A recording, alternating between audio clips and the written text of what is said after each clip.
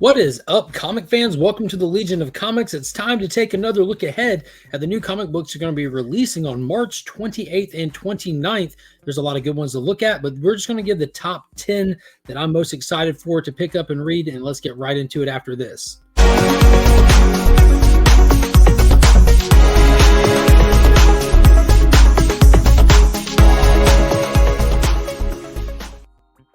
Shout out to the channel sponsors, Big Time Collectibles. Be sure to check them out at their website, bigtimecollectibles.com, as well as follow them on social media. And if you need anything clean or press, hit up my friend Justin on Instagram. Let him know you found him via the channel, or hit him with the promo code WeAreLegion and take advantage of the special offer running for viewers of the channel. And if you need a link directly to any of the sponsors, including Pop's Attic on Instagram, it's all in the description to all my videos. So let's get right into it. Another great new comic book day is coming. Tons of great books. There's going to be some titles ending, some other stuff that looks like it's just getting started.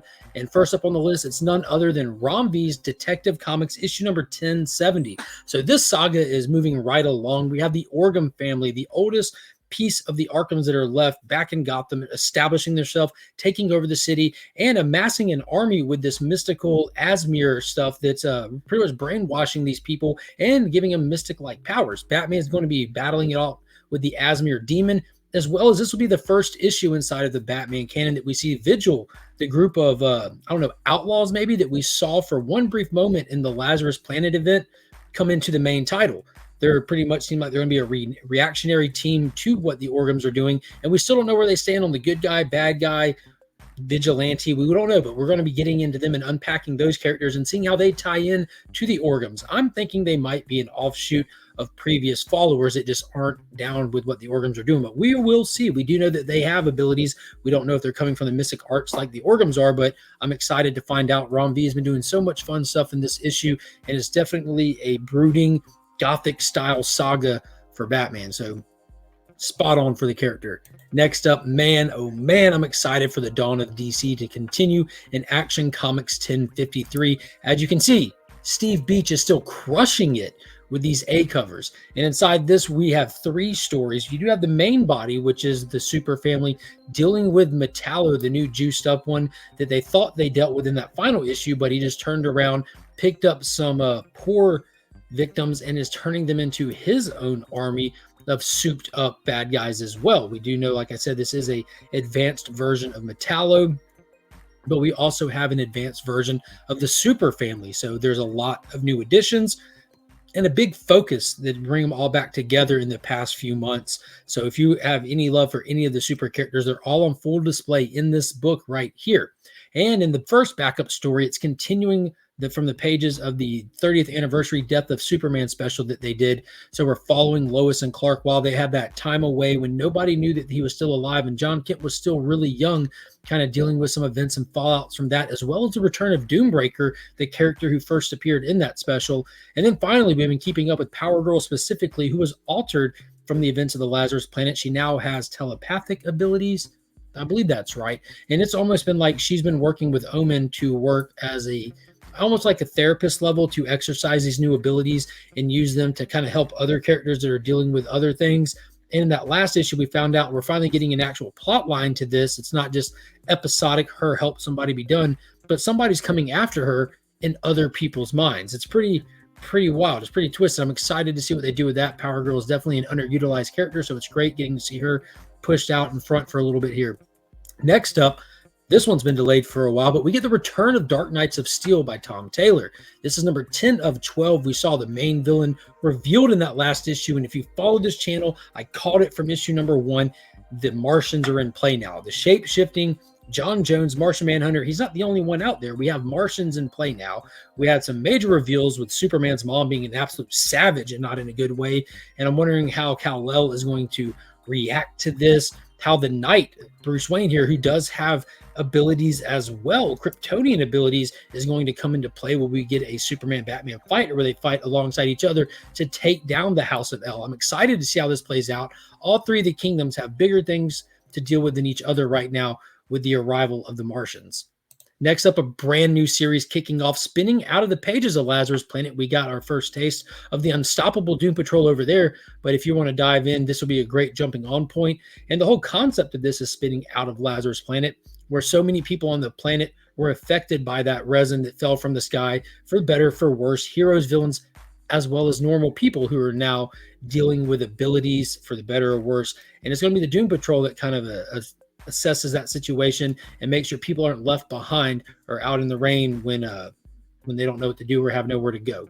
So this is pretty cool. It's been a while since we had a Doom Patrol series. It's unfortunate that this is the television show ended, but at least we have the books, and I'm excited to pick this one up. That one shot that they did during Lazarus Planet was one of the better of the one shots that we got. So definitely in for this. The artwork was really fun as well. Next up, another one's ending with Tom King's Gotham City Year One. Slam Bradley has been on the case of the missing Wayne child.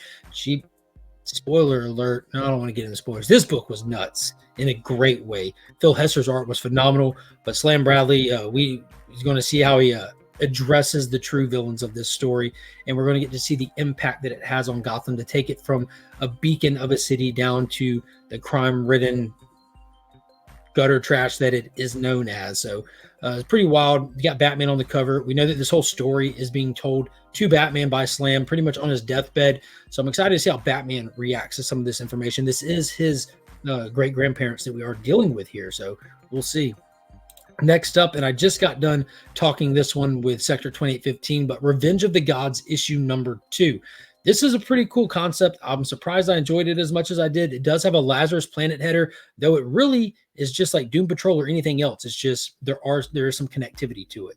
The old gods, as well as the wizard Shazam, were affected by the Lazarus resin, and they decided they want back to the top of the totem pole. They're done playing second fiddle to Earth, to mortals, to demigods, whoever. They're taking the Earth back, and to do that, they require the praise of their followers. And to get that praise, they're going to have to instill fear in them, make them afraid not to praise us. And that's what we got here so far. We have Wonder Woman giving up her mortality to become a god to try to save her Amazonian sisters, which is all just a trick from Hera. So I'm excited to see where this goes. I want to know who this new character that they're introducing as a stranger who went and found the hand of God laying in the ground in the water after a battle of some titans, who has also went to the Queen Nubia and the Amazonians and warned them that their island is now a target and they're going to need his help. I'm excited to see who the reveal is going to be for that character.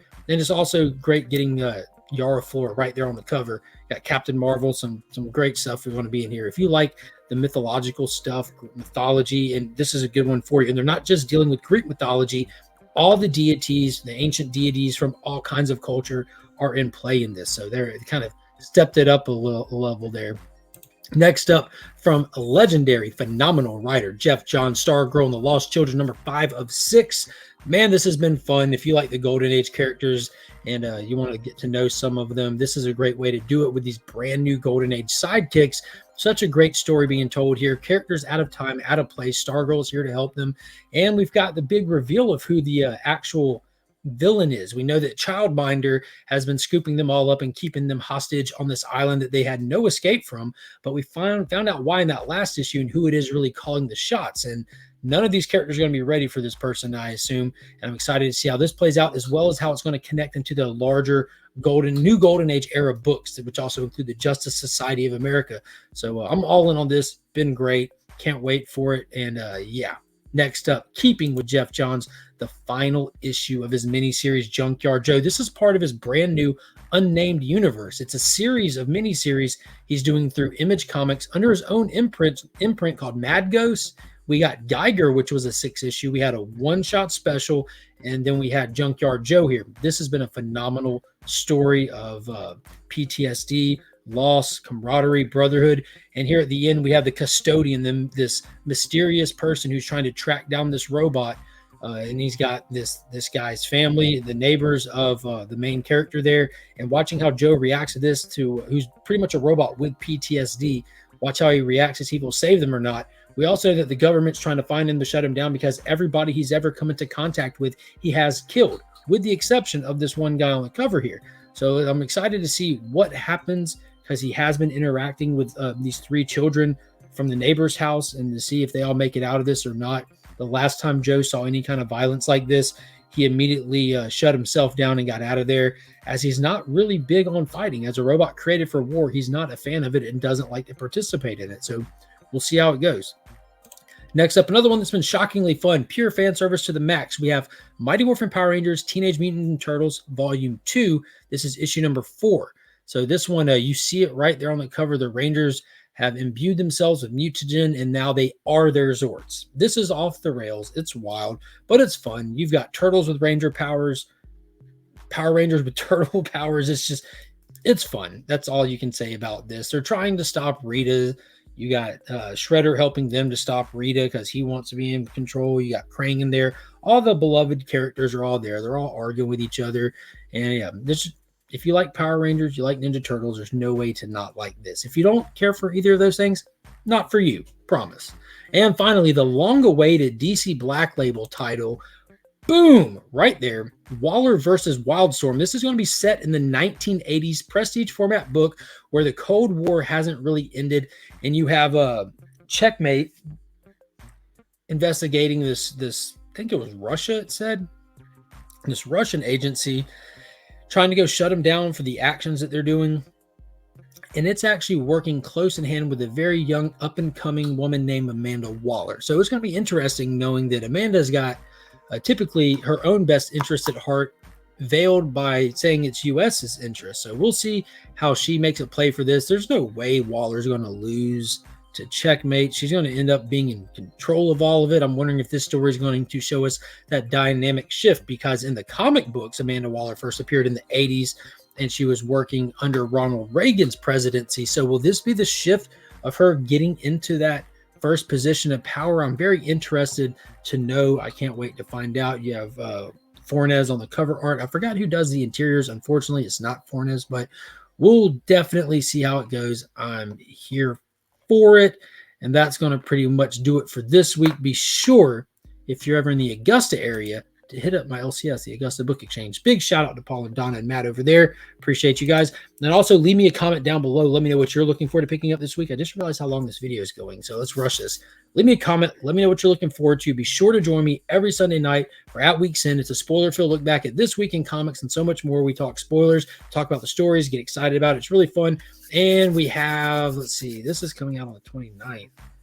So it should have a big giveaway. The first Sunday of the month is always the big giveaway that goes out. So be sure to pop in there if you haven't already and hit that thumbs up, subscribe to the channel, all that good stuff. And until next time, as always, I'm Mark, but we are Legion.